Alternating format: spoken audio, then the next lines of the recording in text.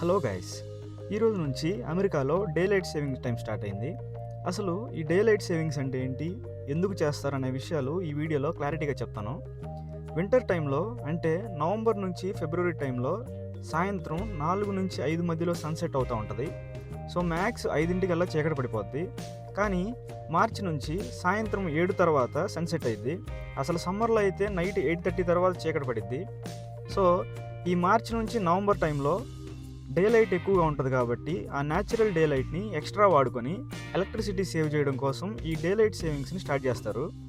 ఈ టైమింగ్స్ ప్రతి ఇయర్ మార్చి 2వ సండేన స్టార్ట్ అయ్యి నవంబర్లో ఫస్ట్ సండే ఎండ్ అవుతాయి.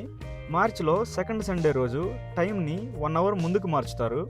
ఇంకా అర్థమయ్యేలా చెప్పాలంటే మార్చి సెకండ్ సండే మిడ్ నైట్ 1:59 తర్వాత 2 అవ్వకుండా టైము 3 అయిపోద్ది. అంటే ఇక్కడ 1 గంట ముందుకు వెళ్ళిపోయినట్లు. సేమ్ అలానే నవంబర్ ఫస్ట్ సండే రోజు క్లాక్ మిడ్ నైట్ 1:59 తర్వాత 1 అయ్యిద్ది.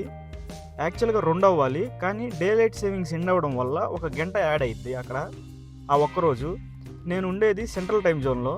So day light savings start అయ్యాక ఇండియాలో మధ్యాహ్నం 12:30 అయితే మాకు ఇక్కడ మిడ్ నైట్ 2 అయ్యిద్ది. అదే డే లైట్ సేవింగ్స్ ఎండ్ అయ్యాక ఇండియాలో మధ్యాహ్నం 12:30 అయితే మాకు ఇక్కడ మిడ్ నైట్ 1 అయ్యిద్ది. యాక్చువల్గా ఈ డే లైట్ సేవింగ్స్ 1908లో జర్మనీ అండ్ కెనడాలో మొదలైంది. ఆ తర్వాత 1918లో యూఎస్ఏలో ఇంట్రడ్యూస్ చేశారు. దీని మెయిన్ ఉద్దేశం ఏంటంటే పగలు టైంని ఎక్స్ట్రా వాడుకోవడం, అలానే ఎలక్ట్రిసిటీ సేవ్ చేయడం.